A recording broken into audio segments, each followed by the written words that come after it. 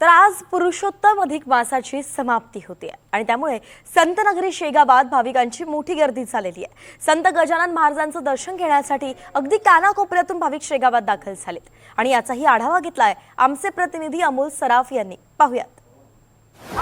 आज संतनगरी शेगावमध्ये आपण इथे पाहू शकतो की अधिक पुरुषोत्तम मास जो आहे ते जवळपास आज समाप्ती होणार आहे। तो महिना पूर्ण होणार आहे।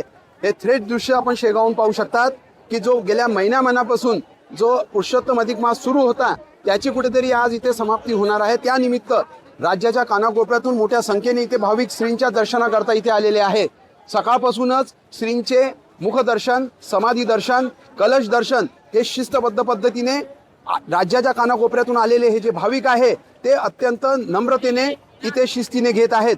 असेच आपल्यासोबत काही राज्याच्या कानाकोपऱ्यातून आलेले भाविक आहे जे आज हे अधिक पुरुषोत्तम मास जो संपतो आहे आता त्याच्या अनुषंगाने ते आज आपलं दर्शन आणि सेवा श्रींच्या चरणी अर्पण करणार आहे। माऊली, आम्हाला सांगा, आपण कुठून आलात, कसं दर्शन करता? मसली चौधरी, तालुका मोहोळ, जिल्हा सोलापूर।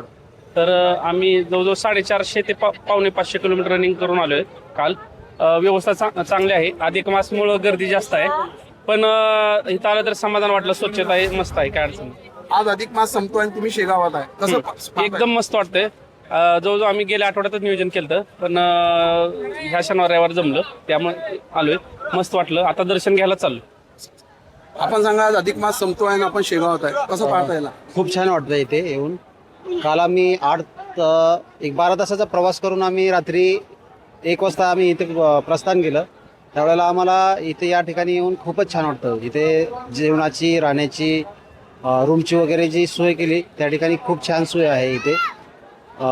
लिटरली सांगायचं झालं तर आम्ही एक 10-12 दिवसापासून प्लॅन केला होता, पण आता अधिक मास महिना संपतोय आणि महाराजांचं दर्शन घेण्याची खूप इच्छा होती। त्यासाठी आम्ही 600 किलोमीटरचा प्रवास करून या ठिकाणी आम्ही आलेलो आहोत। इकडे निश्चितच आपण पाहू शकता की जवळपास 500-600 किलोमीटर पेक्षा जास्त प्रवास करून 10 ते 12 तासाचा प्रवास करून अधिक मास जो संपणार आहे आता, आज जो अधिक मास पूर्णत्वास जात आहे त्याचे कुठेतरी हे आज दर्शनाचे लाभार्थी ठरक आहे। याचा त्यांच्या चेहऱ्यावर, भाविकांवर स्पष्टपणे त्याचा आनंद आणि समाधान आपल्याला दिसून येत आहे।